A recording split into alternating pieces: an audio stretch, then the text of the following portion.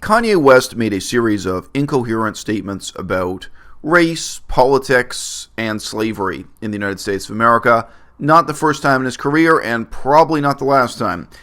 These comments, in and of themselves, would not be worthy of commentary or analysis on this channel. However, I'm making this video in response to a reinterpretation of those comments offered by Sargon of Akkad. So he had to go give me the opioids, and there was talks amongst my camp, like Ye's popping pills, right? So when he handed this to me, he said, you know this is used to kill genius, right? So I didn't take it. 2 days later, I'm in the hospital. I was taking 2 pills a day at that time. When I left the hospital, how many pills you think I was given? 7! Sargon of Akkad, I feel, has taken this incoherent series of expostulations from Kanye, and he has tried to forge them into a coherent thesis on race and the burden of history. When you hear about slavery for 400 years, that sounds like a choice. Like, you was there for 400 years and it's all of y'all? And as Candace Owens repeatedly points out, none of the people involved were even living under Jim Crow. So to continually be talking about it now, in 2018, so many years after it ended, is indeed a choice. But I think what he has to say to his audience is more misleading than it is false, in that he only states his argument negatively, without being honest, without being forthright about what it would mean if stated positively, and what the implications would be for black people, white people, Native Americans, Jews, Christians, Germans, Poles, really much of anyone, if they were to take his stated philosophy to heart seriously. So, this is put forward in a way that may seem appealing, may make sense as an isolated holotype, just a unique single example. But as soon as we state it positively and start to broaden out the implications, it becomes clear that his argument is in fact pretty close to evil, if anything on this earth can be called evil. What do I mean? Well, stated negatively, Sargon of Akkad's argument is that black people, such as Kanye West and his daughter, should not feel beholden to the history of slavery. They should not feel trapped with the legacy of real historical events, some of them as long ago as 400 years, some of them obviously more recent. They should not feel trapped within an identity, such as the black American identity, the African American identity, that they should not feel that there's a burden or set of expectations placed upon them because of the past struggle for civil rights, the past struggle against slavery, etc., etc. Now, when it is just stated negatively in this sense, and again, as an isolated example, as a holotype, this may seem appealing to you. This may seem like a very morally uplifting suggestion.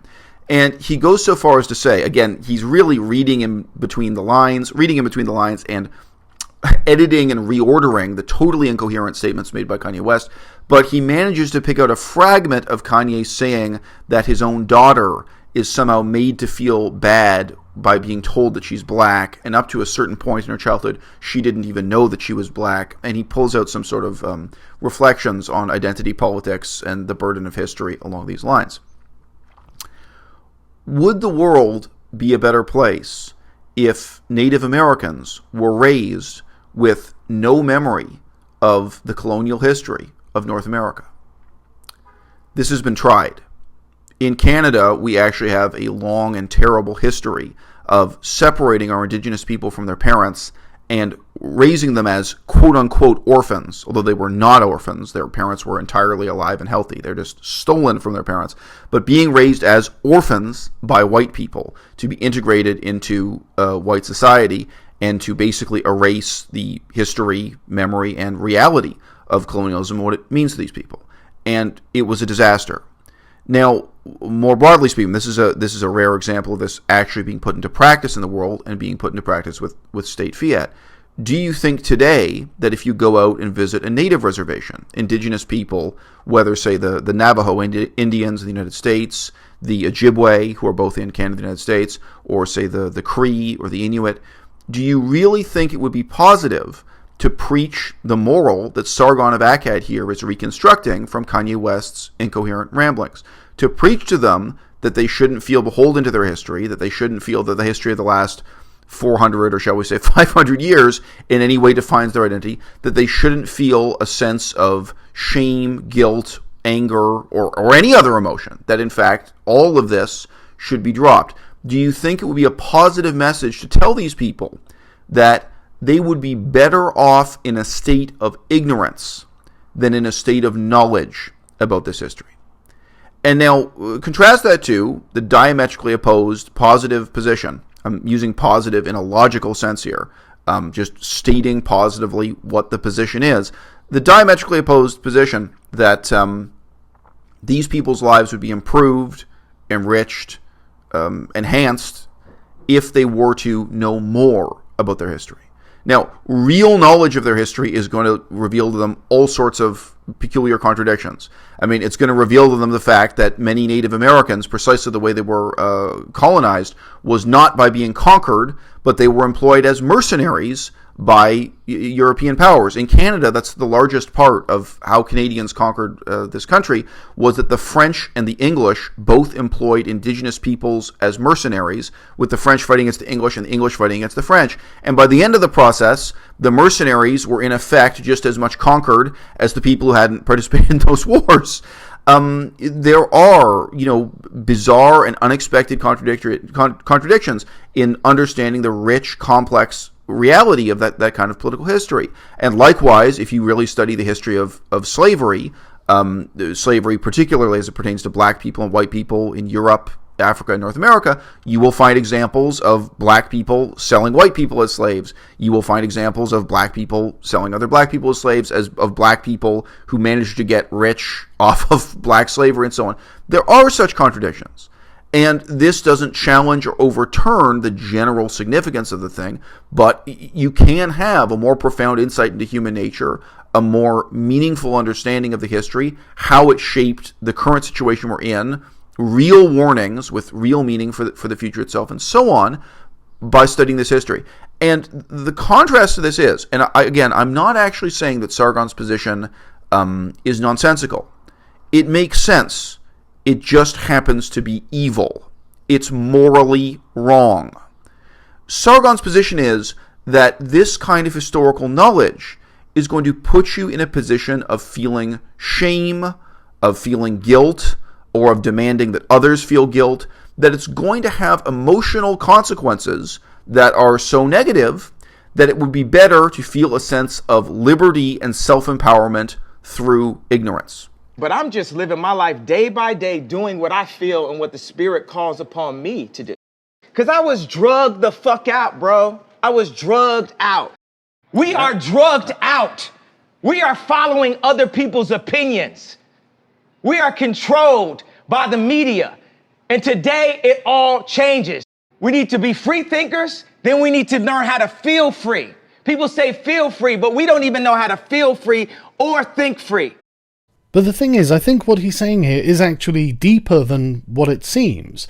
It's not just the choice to continually think and talk about slavery, even though that really hasn't been something that has affected black communities for quite some time. The problem is choosing to be a victim of it. To be the victim of a past that you cannot seem to shrug off. Do you sincerely believe that Jews would be better off today if they had no memory of the Holocaust? This is an example of an historical event that casts a very long shadow over some people's lives. Some people do feel hate and rage, remorse, shame, guilt. There are all kinds of tremendously strong passions attached to the history of the Holocaust. And they're not just strong feelings for Jews. They're strong feelings for the Polish, for Christians from Germany, for Russians. I mean, this is an event that had a tremendous impact on almost the whole world.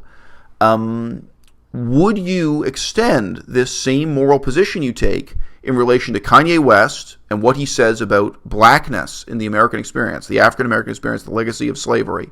Would you extend this to Jews or even just non-Jews, just say Christians who happen to be born and raised in Germany, that they would be better off living in ignorance to be, in this sense, liberated from the burden of history? Liberation is easy to preach. and tough to practice.